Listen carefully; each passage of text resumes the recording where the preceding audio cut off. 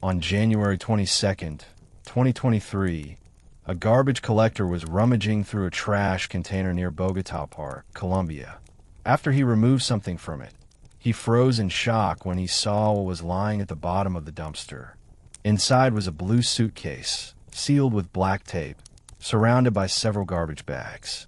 When he looked closer, he saw that the suitcase contained the body of a woman. It was immediately clear, as a head was sticking out from inside the suitcase. Terrified by his discovery, the worker drove several blocks away and reported what he had found to the authorities. The Metropolitan Police immediately dispatched a team of officers to investigate.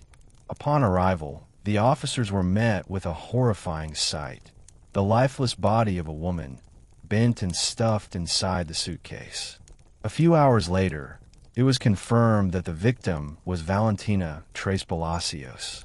At first glance, the body showed no visible signs of gunshot or stab wounds, nor had it been dismembered. When detectives opened the suitcase, they noticed the woman was wearing pajamas with a belt, suggesting that whoever killed her attacked while she was asleep. Identification was made possible thanks to a black cardboard box found next to the suitcase, containing several personal belongings that helped confirm her identity.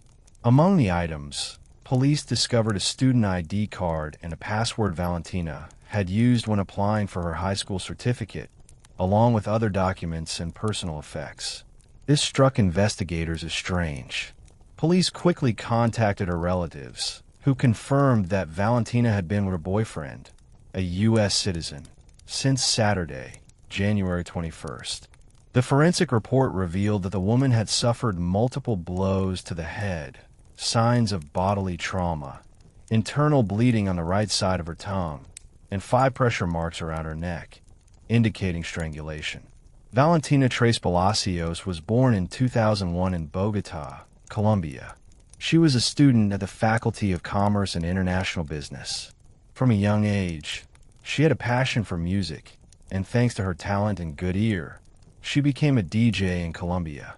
After earning her professional DJ diploma 3 years earlier, she built a successful career that connected her with many foreign friends.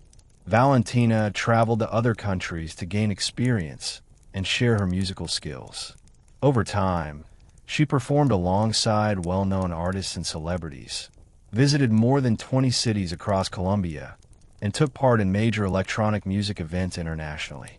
She had performed at festivals and toured in Colombia, Chile, Mexico, Brazil, and Peru. Those around her said she had a very promising future. She was in demand, touring nationwide, performing in top nightclubs, and doing what she loved most. Valentina was known as a smiling, happy young woman who fully enjoyed the world of parties and music. She was also very active on social media, where she shared her performances on stage and kept her followers updated about her daily life. Not long before her death, she even received an award in the field of electronic music as the best amateur DJ. On her social media accounts, she often wrote about 2 things: her growing success in the electronic music scene and her romantic relationship with Nelson Poulos, an American man she met online in late 2021. Over time, John and Valentina began talking more frequently.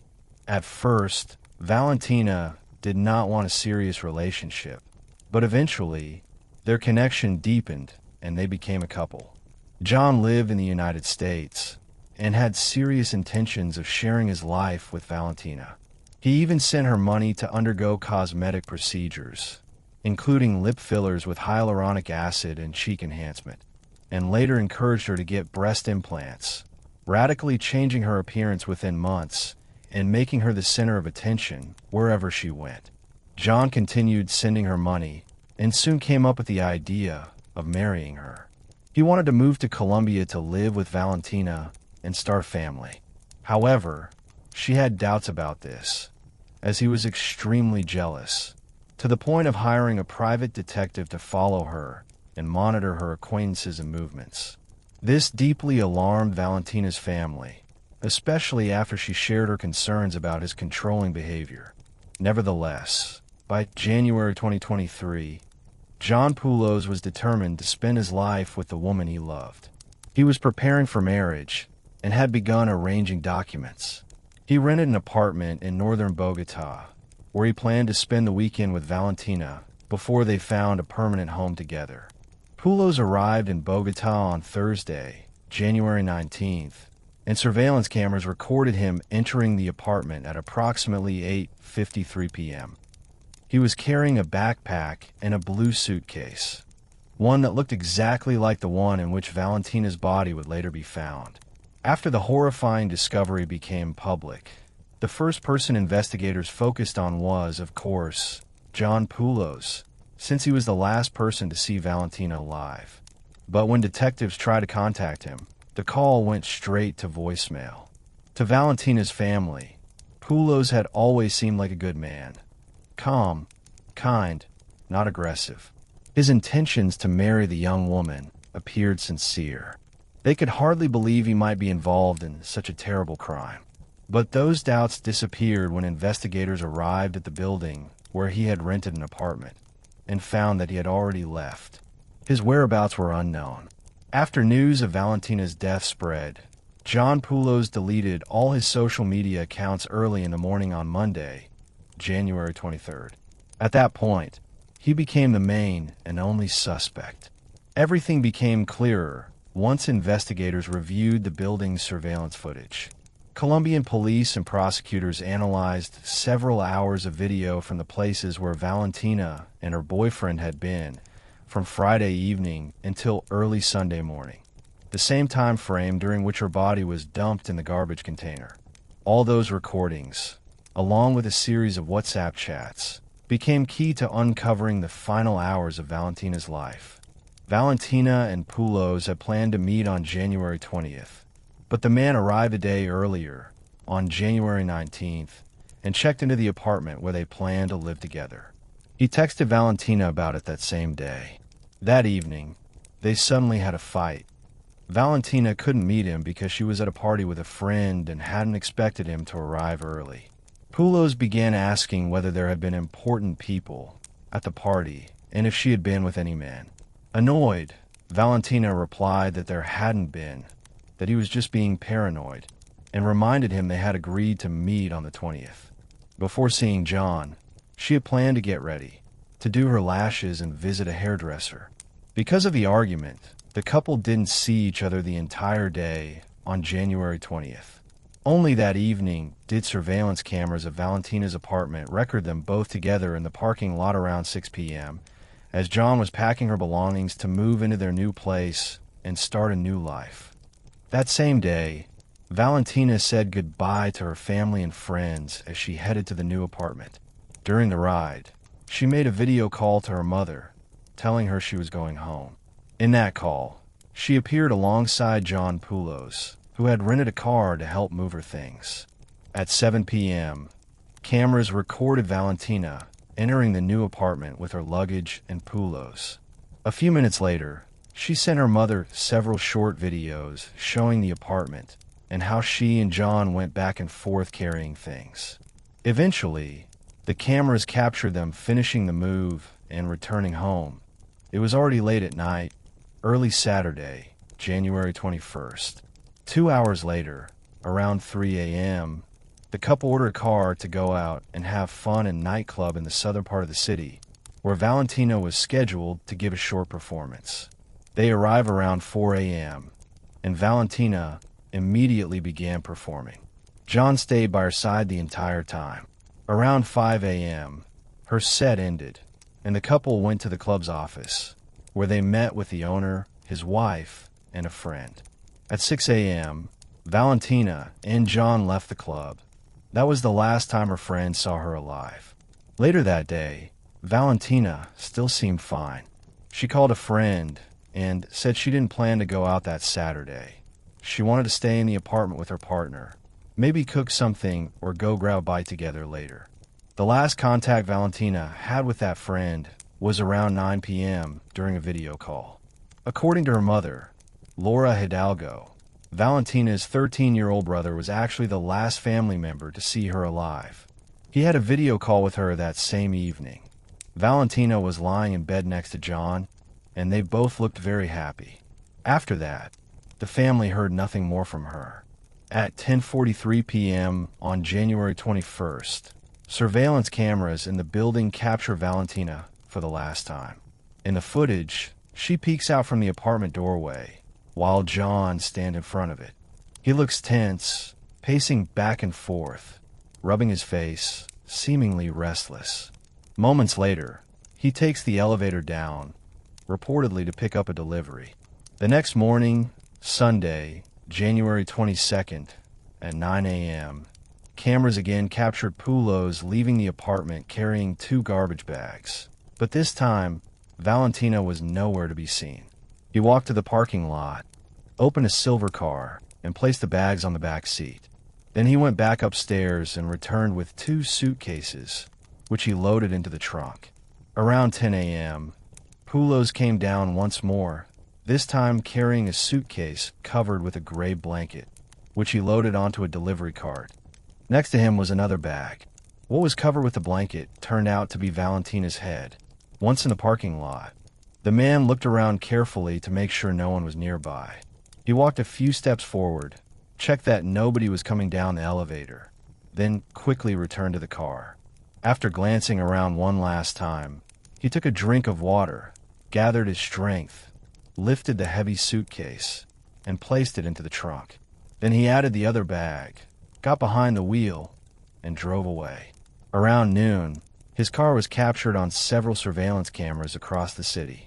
It was clear that he was searching for a suitable place to dump the suitcase. Around 3 p.m., a silver car entered one of the city parks and parked near a group of garbage containers. At that moment, the driver got out, looked around to make sure no one was watching, pulled out the suitcase, which looked very heavy, and threw it into one of the dumpsters. He then went back to the car, took out the bag, and threw it away as well. After closing the dumpster lid, he returned to the vehicle and drove off. The car headed west, eventually reaching El Dorado International Airport. At 4:30 p.m., John Poulos was seen there for the last time. On Monday, January 23rd, the Ministry of Security announced a reward of 1 million pesos for any information leading to the identification of the person or persons involved in the murder of Valentina Trespalacios. Colombian authorities also reached out to Interpol, requesting a red notice for Poulos, since he had fled the country without explanation, and had been the last person to see Valentina alive. The following day, on January 24th, in the evening, the Panamanian National Police reported that they had arrested John Poulos at Tocumen International Airport as he attempted to board a flight to Turkey. Colombian authorities immediately began the process of extraditing him back to Colombia to answer for Valentina's death. More than 14 specialists in criminal investigation and intelligence joined the case, analyzing over 300 hours of video footage collected during the search. This was the result of a meticulous investigation coordinated with the Colombian Attorney General's office. After Poulos' arrest, investigators obtained another crucial piece of evidence: Valentina's mobile phone.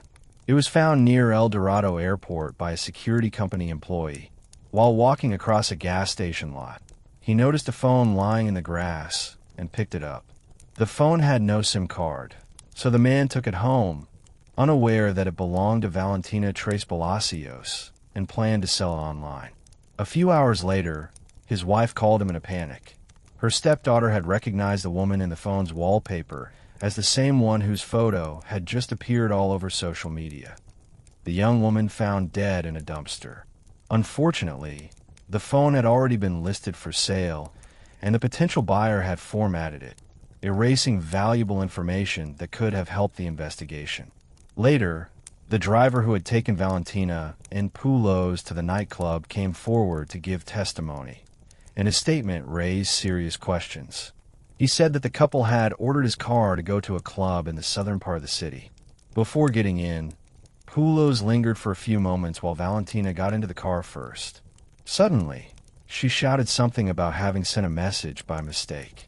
The driver looked at her in confusion, then checked his phone, and saw that Valentina Trespalacios had sent a message to the ride services support chat that read in Spanish, "Help me, I'm in danger." The driver looked at her and asked if she was all right, but she couldn't respond, because at that moment Poulos got into the car and asked, "Are you okay?" Valentina quietly replied, "Yes." As the car began to move, John and Valentina started speaking in English. Poulos asked the driver if he understood the language. When the driver said yes, Poulos fell silent and began texting Valentina on WhatsApp instead. At around 4 a.m., the driver dropped them off at the nightclub. He soon forgot about the incident, until days later, when he learned that the young woman had been murdered. Meanwhile, a friend of Valentina's who lived in Cartagena went to the prosecutor's office in Bogotá to hand over her computer. Valentina had left her WhatsApp account logged in on that device, and the chats could provide key clues about what had happened. One of the most striking pieces of evidence was that the friend had seen, in Valentina's chat with Poulos, a photo of the same blue suitcase, the one her body would later be found in. The friend reported, "I noticed that Poulos sent Valentina a message the day he arrived in Bogotá and attached several selfies with his luggage. The suitcase he brought looked identical to the one found in the dumpster. Even the color matched." No one knows why Valentina left her WhatsApp session open on her friend's computer, but all those messages helped the police better understand what had happened in the days leading up to her murder. The final forensic report determined that the cause of death was mechanical asphyxiation. Her neck had been violently compressed with a rope. Her body also showed signs of physical abuse, confirming that she had been assaulted before she was killed. Before she died, forensic experts concluded that Valentina Trespalacios most likely passed away in her sleep. They reached this conclusion because she was found wearing night pajamas, indicating she had been attacked while asleep. All the evidence undeniably pointed to John Poulos. During the formal charges, the suspect pleaded not guilty to the murder and to evidence tampering. Instead, he claimed that there had been irregularities during his arrest in Panama, specifically that he had not been allowed to speak to a lawyer. The hearing lasted over 5 hours, and Poulos required the assistance of an interpreter due to his limited knowledge of Spanish. Nevertheless, the authorities held him responsible. He was the last person seen with Valentina, and after the murder, he attempted to flee without a trace, deleting all of his social media accounts. John Nelson Poulos was born on May 19, 1987, in Wisconsin, USA. He had previously been married and was the father of 3 children. In his home country, he already had a criminal record for violence against women, including a restraining order filed by his ex-wife. Another woman who had received money from him reported that Poulos spent long hours, about 5 to 6 hours a day, on adult content websites. She described him as a fantasist, someone who told bizarre stories and could transform from a polite gentleman into a completely different person. Another testimony came from a webcam model who stated she had once been in contact with an American man from Texas. She stopped communicating with him after he made a disturbing comment about jealousy and death. According to her, Poulos had asked, "If you were in a bar and I walked in, would you talk to me?" When she replied no, he answered, "That's reason enough for one of us to die, maybe out of jealousy." The witness added that although he sent her money under the alias Magic Lord, she never spoke to him via video call, but his messages often felt very unsettling. It became clear that John Poulos had a behavioral pattern with his victims. In Valentina's case, he contacted her through social media and persistently sent her money. This pattern created a power dynamic, making the woman feel indebted to him.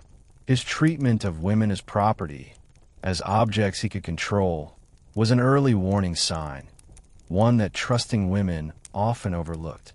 Poulos, from the very beginning, believed he could buy affection and control with money. Unfortunately, these red flags went unnoticed until it was too late. Valentina may have unknowingly fallen into her abuser's trap. a trap that finally ended only because of his own fatal mistakes, which led to his capture. Authorities working on the case formed a central hypothesis. Poulos believed Colombia's waste disposal system worked the same way as in the United States, where trash is simply collected and later destroyed. He likely assumed the suitcase would be taken away and never discovered. What he didn't account for was that in Colombia, recyclers and homeless people often go through garbage looking for items to sell or reuse, which is how Valentina's body was found. Today, John Poulos is being held in a private cell in a Bogotá prison. The next step is for the justice system to legally prove his guilt and determine the motive behind this horrific crime. Under Colombian criminal law, the charge Poulos faces could result in a sentence of up to 50 years in prison. A special investigative group from the Metropolitan Police, working with the Attorney General's office, continues to collect evidence to strengthen the case. This tragedy once again shows how dangerous social media can be when it comes to meeting new people. Valentina believed she had found love, someone she could spend the rest of her life with. But that love turned out to be deadly. Thank you for watching. I recommend checking out more true crime stories. Click right now, and don't forget to hit the notification bell so you don't miss new cases. See you soon, and take care of yourselves.